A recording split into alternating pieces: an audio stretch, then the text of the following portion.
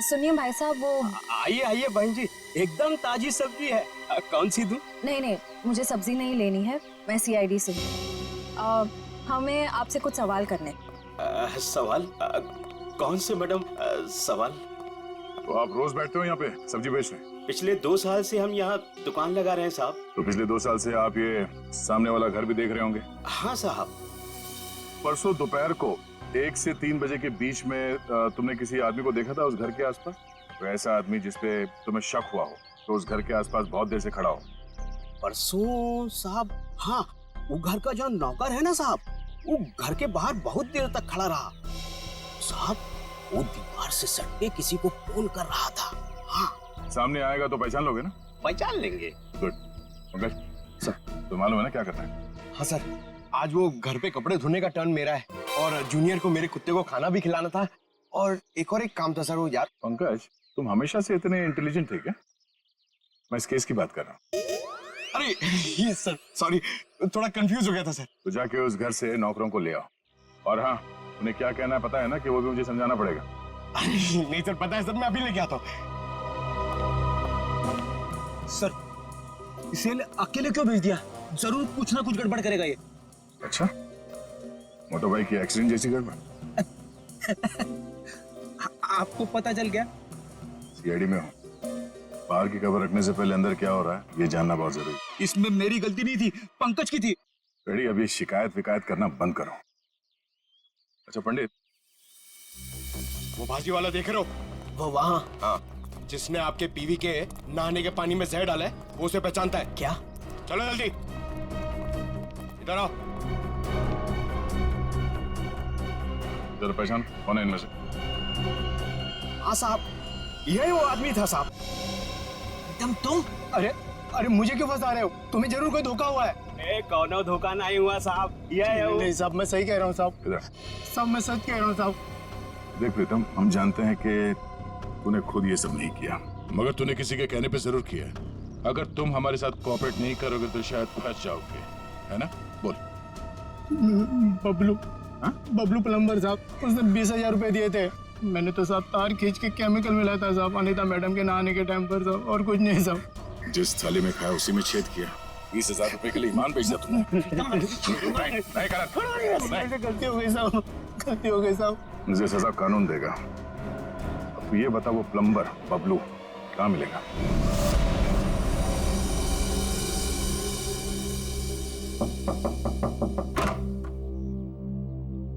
नमस्ते।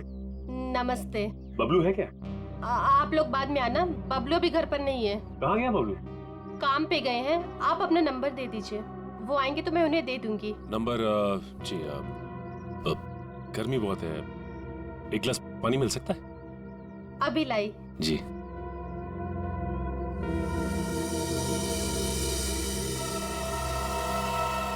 ठीक है। बबलू के प्लम्बिंग का सामान तो यहीं पड़ा हुआ है। इसका मतलब ये औरत हमसे झूठ बोल रही है। Thank you. थैंक्स। चलते। पर आपने अपना नंबर नहीं दिया। हम लोग फिर आ जाएंगे। जी। Thank you. कितना गर्मी है इधर। ओह गॉड, किधर आ गई मैं? मुझे लग रहा है चक्कर आने वाला है मुझे। ओह गॉड। अरे भाई साहब सुनिए, ये बैबलू किधर रहता है? बैबलू प्लम्बर इधर रहते हैं। इधर? Okay thank you. Bablu, Bablu बाहर आ जाओ।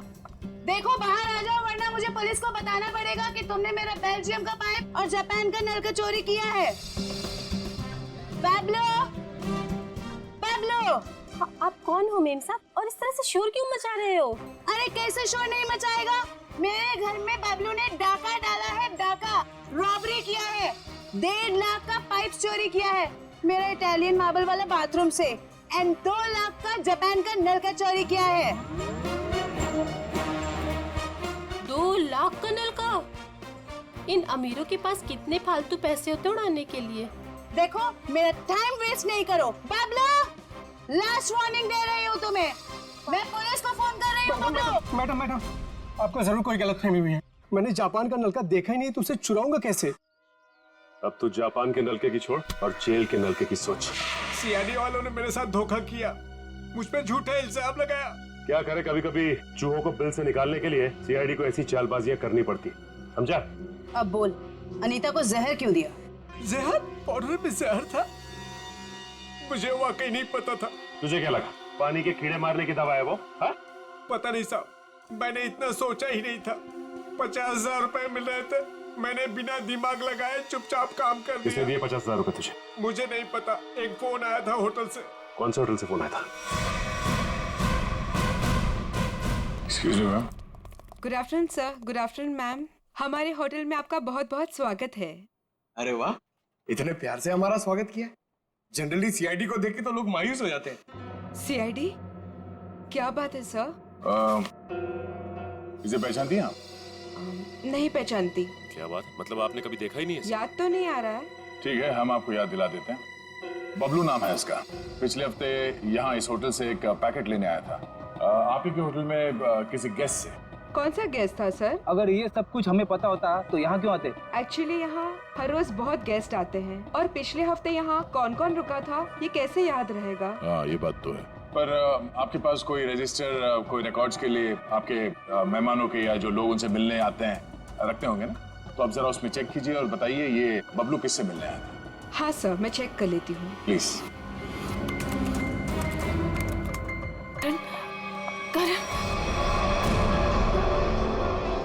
करण, ये कौन है मामा जी? पता नहीं। मैं तुम्हें देखिए कितनी खुश होकर, मैं कितना परेशान हो गई थी। I am so happy to see you. Excuse me, छोड़िए। कौन है आप? क्या बदतमीजी है?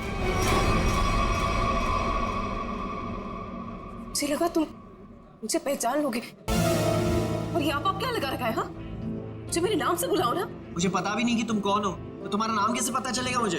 तुमने अपना एड्रेस बदल दिया, अपना फोन नंबर बदल दिया, फिर भी मैंने तुम्हें ढूंढ निकाला। 2 साल इंतजार किया है मेरे कारण। 2 साल? Hey, no photographs. नीचे कीजिए। No camera, please. Please. Please. अब मैं समझा, तुम्हें जरूर किसी और मोबाइल कंपनी ने भेजा है हमारे इस फंक्शन को खराब करने के लिए, राइट? ये क्या कह रहे हो तुम? हाँ, सही कह रहा हूं मैं। इतनी घटिया हरकत करने के लिए कितने पैसे मिले? बस बहुत बोल दिया तुमने। हाँ, बहुत अपमान कर दिया तुमने मेरा। तुम्हें जानना है कि मैं कौन हूँ? हाँ। मैं तुम्हारी बीवी हूँ, राधिका। कुछ याद आया? बस बहुत हो गया।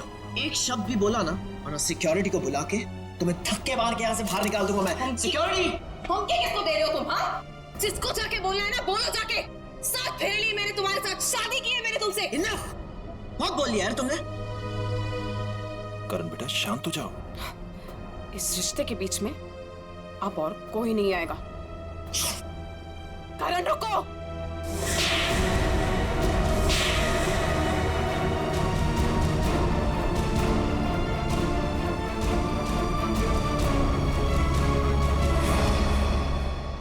दो तमाचे 2 सालों के लिए जो मैंने तुम्हारे यादें बिताई है। तुमने मुझे थप्पड़ मारा। मुझसे दुश्मनी बहुत महंगी पड़ेगी। पता है मैं कौन हूँ? पता है तुमने किससे दुश्मनी मोल ली है? अपने पति से। मैं तुम्हारा पति नहीं हूँ। अगर मैं तुम्हारा पति हूँ ना, तो सबूत बताओ।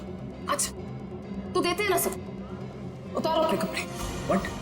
तुम्हारी पीठ पे 2 काले तिल, और ये बात हमारी पत्नी के अलावा तो किसी और को नहीं पता होगी ना। उतारो।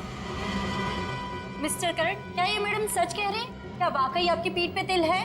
देखिए, मैं आपके बेकार के सवाल का जवाब देना जरूरी नहीं समझता, और मुझे अपने आप को साबित करने की कोई जरूरत नहीं है।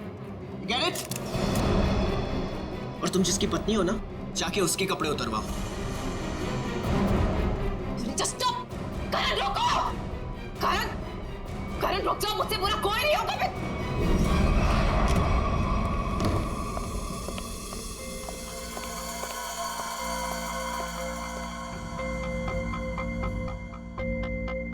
छोड़ूंगा नहीं मैं उस औरत को। उसकी इतनी हिम्मत कि उसने सबके सामने मुझे 2 झापड़ मारे।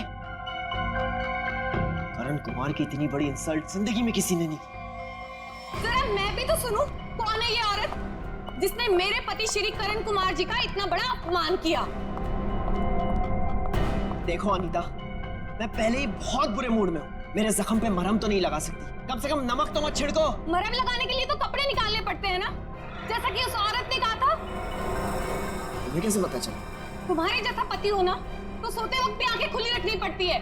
क्या मतलब तुम्हारा? सच सच बताओ कि कौन है वो औरत? अगर वो तुम्हारी पत्नी है तो फिर मैं कौन हूँ? तुमने मेरे साथ धोखा किया। एक मिनट बंद करो ये सब तुम, और अपनी इल्जामों की गाड़ी पे जरा ब्रेक लगाओ। मैं उस औरत को जानता तक नहीं, कभी मिला नहीं उससे, वो झूठ बोल रही है। झूठ बोलने वाले इतना यकीन से झूठ नहीं बोलते हैं। चलो मान लिया वो तुम्हारी पत्नी नहीं है, लेकिन कुछ गड़बड़ की होगी तुमने। सच सच बताओ कि कौन है वो? क्या रिश्ता है तुम्हारा उस औरत के साथ? ये कैसी बातें कर रही हो तुम? मुझ पे शक कर रही हो? मुझ पे? मैं एक वफादार पति हूँ।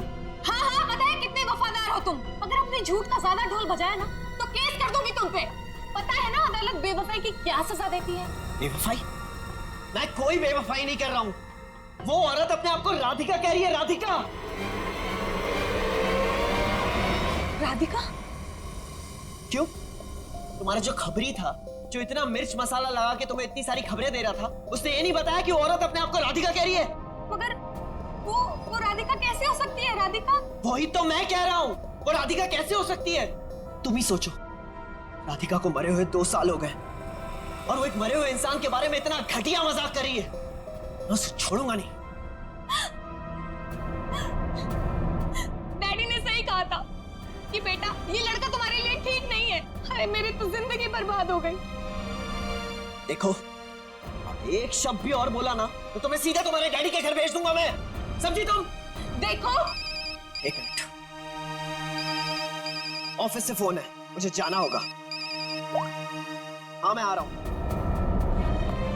करण रुको, करण सुनो, करण। आइए सासू माँ, चाहे मैं कितना भी चीख लूं चिल्ला लूं, पर आपके बेटे के कानों पर तो जू तक नहीं रेंगती है।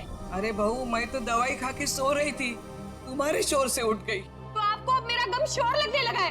पता नहीं मैंने इस घर को अपना ससुराल क्यों बनाया। वह क्या है? और इतने गुस्से में करण कहाँ गया? जब आपका बेटा आए ना तो खुद ही अपने बेटे से पूछ लेना कि वो औरत कौन है। औरत? कौन सी औरत? अरे कोई बताएगा मुझे कि ये घर में हो क्या रहा है? छोड़ूंगी उस आदमी को, समझता क्या है अपने आप को। मेरे रूम का कार्ड दो।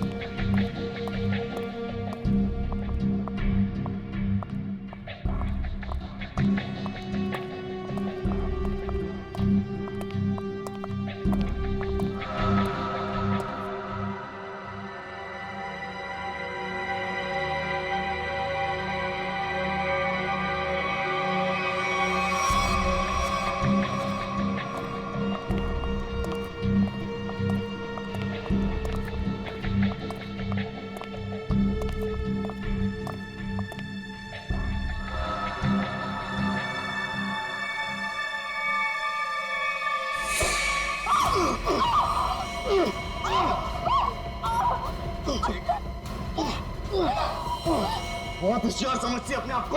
अब तुझे कौन बचाएगा मुझसे? मैं बचा लूंगा। तुझे कौन बचाएगा?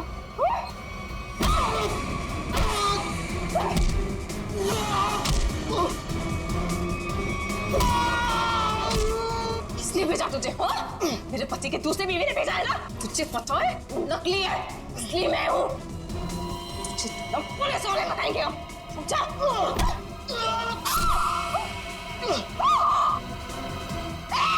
भागता कहाँ है? रुक!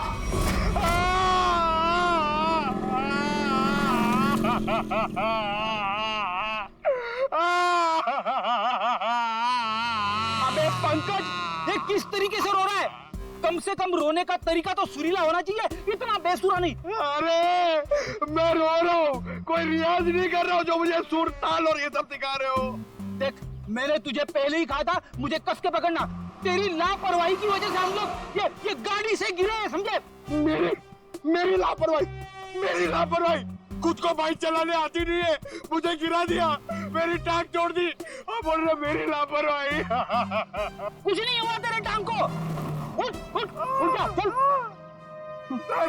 सर, मैं आपको बता रहा हूँ, आज का दिन मेरा बहुत खराब जा रहा है, बहुत मनूस दिन है। आप भी मुझे पिकअप करने आ गए।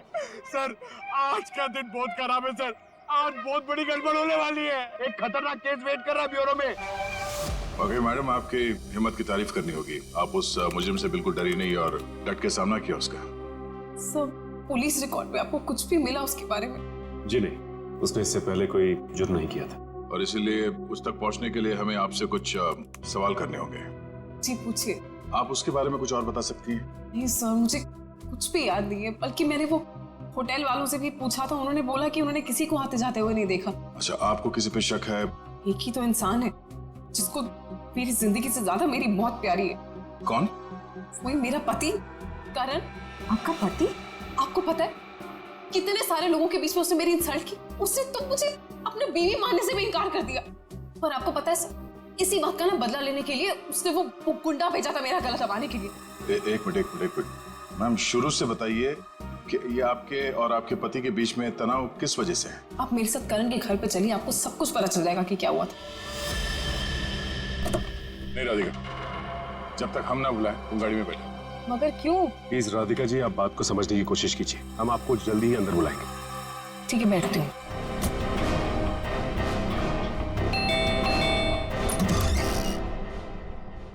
जी, आप लोग? सीआईडी। अंदर आइए प्लीज। आइए बैठिए। ये आप लोग कहीं बाहर जाने वाले हैं क्या? नहीं, हम बस बाहर से आए थे, मगर बात क्या है? आपकी तारीफ? जी, ये मेरे मामा है, जतिन मामा, और मैं करण कुमार, इस घर का मालिक। क्या बात है ऑफिसर, आप लोग यहाँ ऐसे? मुझे थोड़ी घबराहट सी हो रही है। घबराने की कोई जरूरत नहीं। देखिए, हम लोग सिर्फ आपकी बीवी से कुछ पूछताछ कर रहे हैं। मेरी बीवी? वो तो ऊपर है। ऊपर है? वो तो नहीं, हम उनसे ऊपर ही चल के मिल लेते हैं, आपकी श्रीमती जी से। आखिर बात क्या है ऑफिसर? अनीता ने आप लोगों को बुलाया? वो भी पता चल जाएगा, आइए। आइए। अनीता, अनीता कहाँ चली गई? बाथरूम में पानी भरने की आवाज आ रही है। श्रेया? हाँ, इस वक्त उसके नहाने का समय होता है। अनीता जी, अनीता जी, सर दरवाजा खुला है। अनीता जी, सर, अनीता जी, अनीता जी, अनीता, अनीता क्या हुआ? तेरी तो मर चुकी है। अनीता, अनीता, अनीता, एक मिनट, करण आप समझिए प्लीज। अनीता को क्या हुआ? ले जाओ। करण जी, अनीता, करण जी, आप मेरे साथ बाहर चलिए प्लीज। आइए आइए आइए।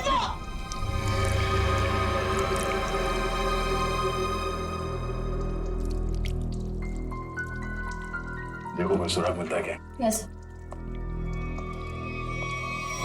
भगवान ने मेरे साथ बहुत बड़ा अन्याय किया है। मेरी अनीता को मुझसे छीन लिया। करण बेटा, संभालो अपने आप को। ये सुधा कहाँ गई? सुधा? सुधा जी का कमरा कहाँ है? वो रहा। बढ़िया, जरा सुधा जी को बाहर लेके। नहीं, आप बैठिए। माफ कीजिएगा, मगर हमें आप लोगों से कुछ सवाल करने होंगे। सर, ये बताइए। हाँ सर, वो सुधा जी, क्या क्या हुआ माँ को? हाँ, क्या हुआ माँ को? माँ, माँ, माँ, माँ, सुधा? माँ, माँ, माँ, आंखें खोलो, कहीं माँ भी? नहीं, जिंदा है, नब्ज धीमी चल रही है। बड़ी एम्बुलेंस बुलाओ जल्दी। माँ, सचिन,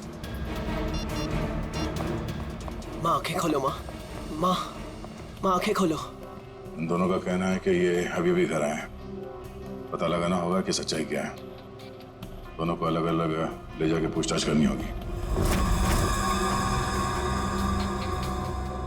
नाक और कान में खून है। शरीर पे कोई चाकू या कोई हथियार के निशान नहीं। मुझे लगता है नहाने से पहले इसने कुछ खाया पिया होगा और किसी ने इसके खाने में ही कुछ मिला दिया होगा। हाँ, कि बाथरूम में सब सामान जगह पर है। हाथापाई या मारामारी का कोई निशान नहीं। वही तो।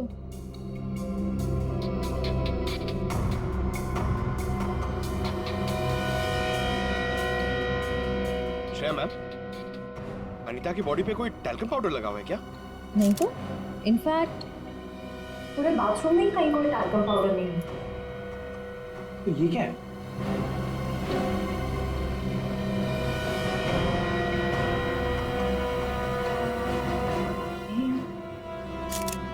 कहीं अनीता की मौत का इस पाउडर से लेना देना तो नहीं? सर मैं भी अपनी माँ के साथ अस्पताल जाना चाहता हूँ सर। मुझे उनकी बहुत चिंता हो रही है, प्लीज सर मुझे जाने दीजिए। घबराइए नहीं, हमारा एक ऑफिसर गया आपकी माँ के साथ उनका ध्यान रखने के लिए। और एक बार ये तहकीकात पूरी हो जाए हमारी, उसके बाद आप भी जा सकते हैं हॉस्पिटल अपनी माँ से मिलने। सर आपको जो भी पूछना है आप पूछिए सर। यहाँ आपके घर में 4 लोग थे। अनीता जी का खून हो गया, आपकी माँ बेहोश पड़ी थी, तो आप बचे 2, आप और आपके मामा जी। आप हम दोनों पे शक कर रहे हैं? क्या करें, हम सीआईडी वालों का काम ही कुछ ऐसा होता। शुरुआत शक की बुनियाद से ही होती है। अब हम पर शक कर रहे हैं सर? हमारे घर में इतने सारे नौकर भी तो हैं। मेरा मतलब थे। आज दोपहर को माँ ने सारे नौकरों को पनवेल भेज दिया सर, हमारे फार्म हाउस पे। वहाँ पे रेनोवेशन चल रही है, लेकिन अब तक तो उनको आज आना चाहिए था। आज ही नौकर को बाहर भेजा और आज ही ये सब कुछ हो गया। ये कोई संयोग तो नहीं हो सकता। आपने आखिरी बार अनीता को जिंदा कब देखा था? आज दोपहर को 1 बजे से। उसके बाद मैं ऑफिस चला गया और फिर मामा जी के साथ वकील के यहाँ। करण ने मुझे 1:30 बजे संगानेर रोड से पिकअप किया, वहां से हम वकील के पास गए। और इस बीच आप दोनों की अनीता जी या सुधा जी से कोई बात हुई थी? नहीं, कोई बात नहीं, कोई फोन भी नहीं आया। वकील के साथ मीटिंग करने के बाद हम 4 बजे तक घर लौट आए। और घर का दरवाजा किसने खोला? मैंने आपको कहा ना, घर में सबके पास एक एक चाबी है घर की। मैंने अपनी चाबी से दरवाजा खोला और मैं और मामा जी घर में आ गए। हमें 5 मिनट भी नहीं हुए थे बैठे हुए कि घर की घंटी बजी और देखा कि आप लोग आ गए सर। और इस बीच आपने जाके देखा नहीं कि आपकी माँ और आपकी बीवी अनीता कहाँ है?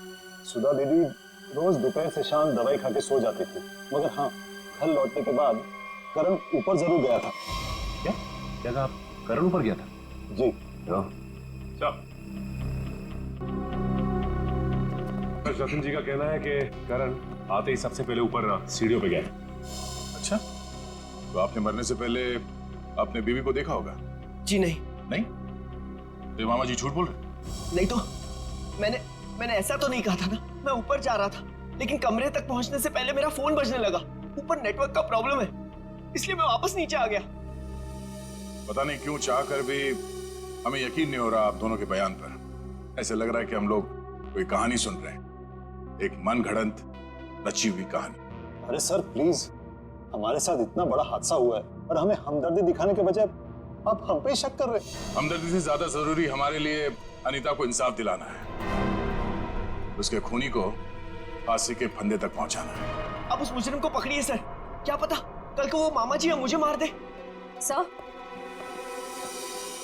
सर ऊपर बाथरूम में ये हरा पाउडर मिला, इसके अलावा और कोई खास सबूत हाथ में ही आया है। आप कुछ बता सकते हैं इस पाउडर के बारे में? क्या है? नहीं सर, इससे पहले इस पाउडर को मैंने बाथरूम में कभी नहीं देखा। कोई बात नहीं, हम पता कर लेंगे। पंकज, टेस्टिंग के लिए भेज दो। सर मैं भी हॉस्पिटल जाना चाहता हूँ सर। सर प्लीज मुझे जाने दीजिए, मुझे अपनी माँ से मिलना है sir. Please sir, please please sir, जाने दीजिए इसे। अभी नहीं। लेकिन क्यों नहीं? आपके सारे सवाल तो खत्म हो गए ना, सिवाय एक के, और उस सवाल का नाम है राधिका। अरे ये तो वही लड़की है। ये वही है जिसने मुझे 2 थप्पड़ मारे थे। तुम्हारी हिम्मत कैसे हुई यहाँ आने की? तुम्हारे जैसे आदमी को 2 नहीं 200 थप्पड़ पड़ने चाहिए। गुंडा भेजा था ना तुमने मेरा गला दबाने के लिए? क्या बकवास कर रही हो तुम? सर मुझे लगता है यही वो है जिसने अनीता को मारा है। अब इसे गिरफ्तार कर लीजिए। मैं अनीता को क्यों मारूंगी? हाँ, मैं तुम्हारी पहली बीवी हूँ और तुम्हें पाने के लिए मुझे गुनाह करने की जरूरत नहीं है। एक मिनट, शांत हो जाइए। कौन सच बोल रहा है कौन झूठ अभी पता चल जाएगा। करण, पहले तुम बोलो। ये मेरी बीवी राधिका नहीं है, क्योंकि मेरी बीवी राधिका वो है वहां जो उस तस्वीर में। सर, आज से 2 साल पहले एक हादसे में राधिका गुजर गई। ये भला मेरी पत्नी कैसे हो सकती है? सर, ये झूठ बोल रही है, ढोंग कर रही है ये।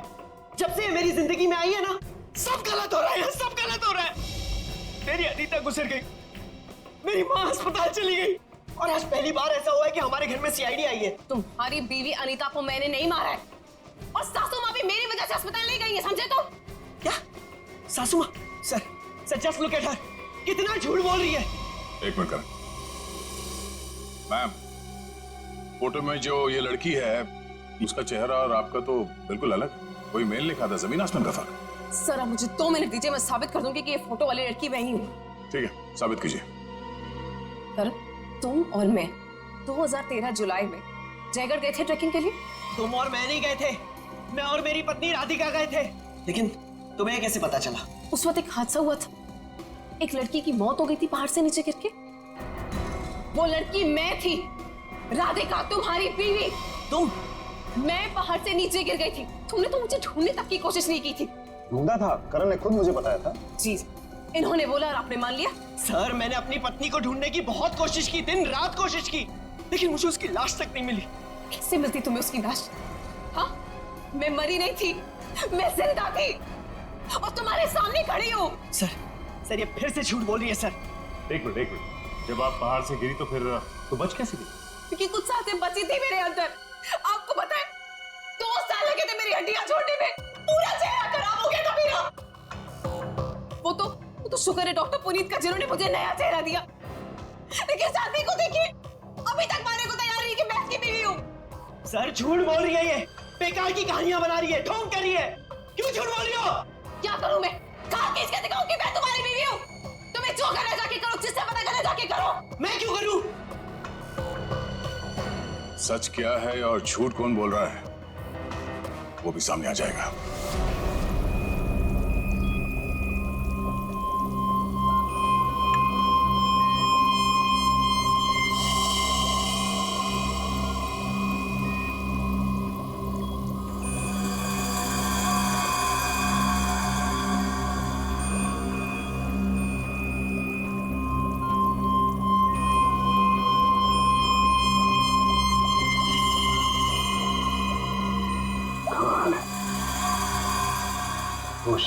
बेवकूफी का ये अजीब सा सही हो। कालू के साहब, आप इतने उलझे क्यों लग रहे हैं? आपको तो खुश होना चाहिए, इस बार हमने जो तगड़ा सबूत दिया है आपको, वो पाउडर। अगर वो पाउडर आप लोग नहीं भेजते ना, तो भी मैं अपना काम चला देता। कैसे बताता? एक हाँ मेरे साथ।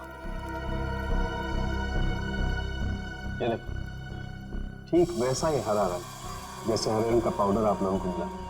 ये एक किस्म की केमिकल है, ये एक किस्म का ब्लीच है, सल्फा क्रोमेटोज, जो कि अधिकतर इंडस्ट्रीज में इस्तेमाल की जाती है। मतलब सर, ये केमिकल अनीता के नहाने के पानी में था? बिल्कुल, और ये कितना खतरनाक केमिकल है, इसका असर तुम लोग देख ही चुके। जैसे जैसे ये ज्यादा मात्रा में इंसान के टच में आता है, इंसान की हालत खराब होती जाती है। उसकी नसें, उसकी ब्लड वेसल्स इतनी फूल जाती हैं कि फट जाती हैं, और उसी की वजह से मौत हो जाती है। सर, बाथरूम में कोई बकेट तो नहीं थी, यानी वो जहरीला पानी शावर से ही आया होगा ना? लगता तो ऐसे ही है। दोबारा जाके वहां पे वो शावर चेक करना पड़ेगा। डॉक्टर साहब, ये बताइए कि करण की माँ सुधा जी, उन्हें भी इसी तरह के केमिकल से बेहोश किया गया था? हाँ दया, था तो केमिकल ही, लेकिन ये केमिकल नहीं था। वो केमिकल था मैथनॉल। आप बता दो। ये देख रहे हो, ये लाल लाल निशान उस मेथनॉल के रेजिड्यू। ये किस तरह का केमिकल? ये केमिकल इंसान को पूरी जिंदगी के लिए पैरालाइज कर देता। मतलब खूनी सुधा जी को मारना नहीं चाहता था, उन्हें हमेशा के लिए अपाहिज बनाना चाहता था। लगता तो ऐसा ही। कोई आपसी दुश्मनी का मामला लगता है सर। एक को मार दिया और एक को जिंदा लाश बना दिया। क्या अनीता जिस पानी से नहा रही थी उसमें जहर था? इसलिए अनीता की मौत के बाद इस बाथरूम के और टंकी के पानी के इस्तेमाल पर रोक लगा दी गई थी। लेकिन हम सब इसी टंकी के पानी से नहाए थे, फिर हमें कुछ क्यों नहीं हुआ? इसका जवाब भी बहुत जल्द मिल जाएगा आपको। सर, मुझे तो नौकरों पे शक है। हम तो पनवेल वाले फार्म हाउस पर थे, और हम क्यों मिलाएंगे मेम साहब के नहाने के पानी में जहर? और ये पानी हमारे बाथरूम में भी आता है। ठीक है, आप सब लोग यही रहिए। उस जहरीले पानी का असर सिर्फ अनीता पे क्यों हुआ और बाकी किसी पे क्यों नहीं हुआ, वो अभी पता चल जाएगा। पंकज,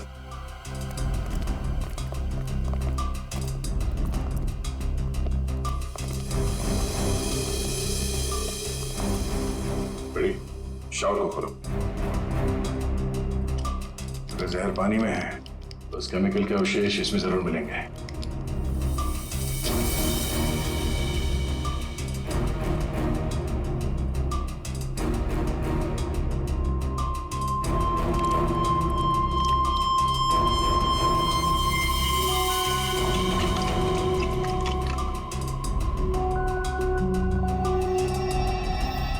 ये देख लो, ये क्लोरीन नहीं है, जहर है। पानी की टंकी में ही जहर है, यहाँ पे नहीं डाला गया। चलो ऊपर। जवाब चाहिए ना आपको? चलिए ऊपर।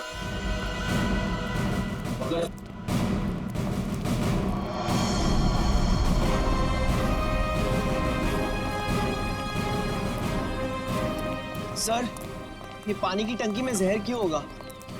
अगर इसमें जहर होता तो हम सब जिंदा कैसे? हो सकता है आप लोग कई दिनों से नहाए नहीं हो।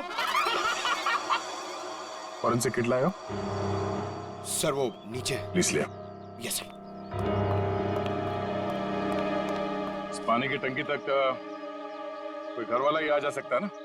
हाँ, घर का कोई सदस्य या नौकर? सर, हम में से ऐसा कोई क्यों करेगा? अब ये काम तो किसी बाहर वाले का हो नहीं सकता। बाहर वाला कोई भी इतनी आसानी से आपके घर के पानी की टंकी तक कैसे पहुंचेगा? क्यों नहीं पहुंच सकता? पिछले हफ्ते एक प्लम्बर भी तो आया था यहाँ। इंटरेस्टिंग। पर आप लोगों की जानकारी के लिए बता दूं, इस जहरीले पानी का असर सिर्फ अनीता पे इसलिए हुआ क्योंकि खुदी ने वो जहर पानी में उस वक्त मिलाया जब अनीता नहाने के लिए गई। हाँ सर, ऐसा हो सकता है क्योंकि घर पे सबको पता था कि अनीता किस वक्त नहाने जाती है।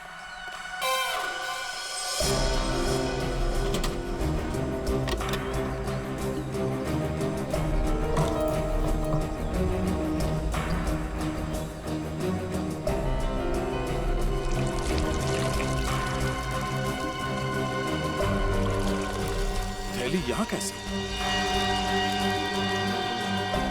बस करो।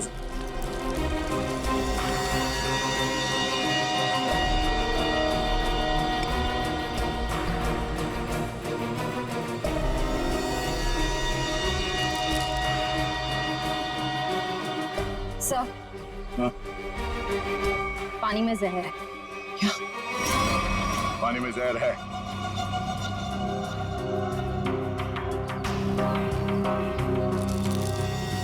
तंगुस?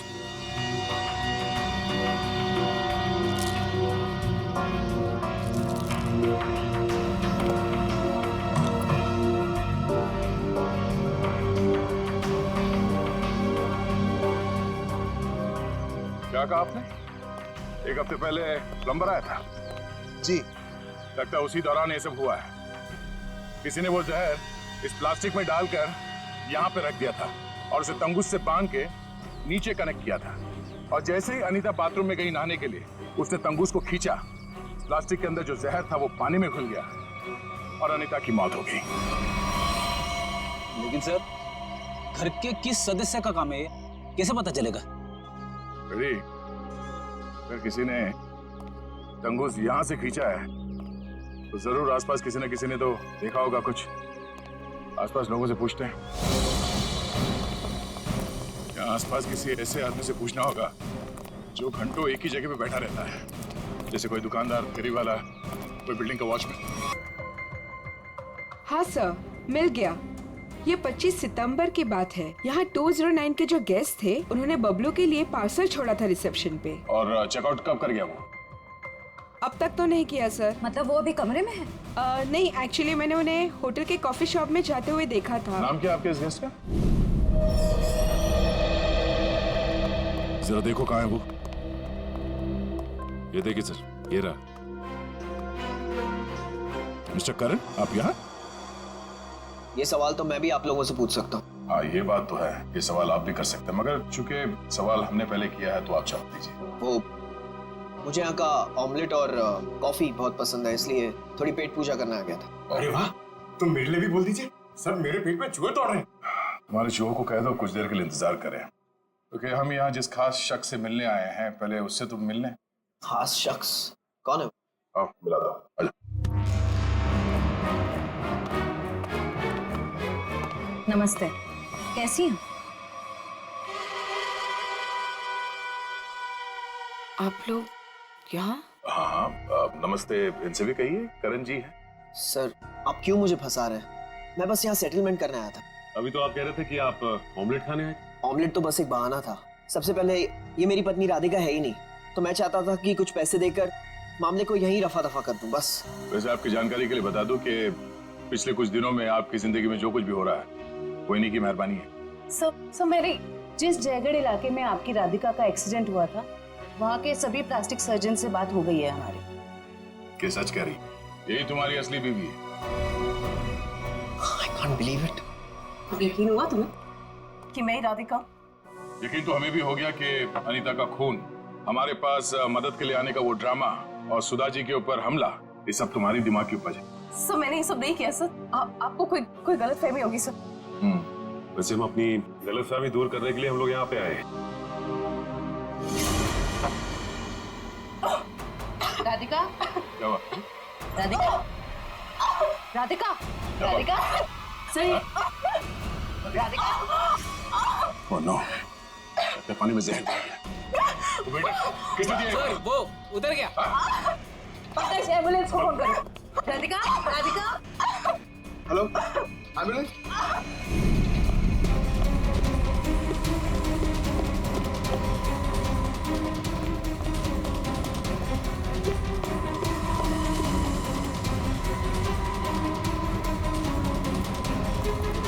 और कहाँ भाग हो गया? जाने दो मुझे। हाँ? जाने दो मुझे। जाने दो मुझे। जाने दे।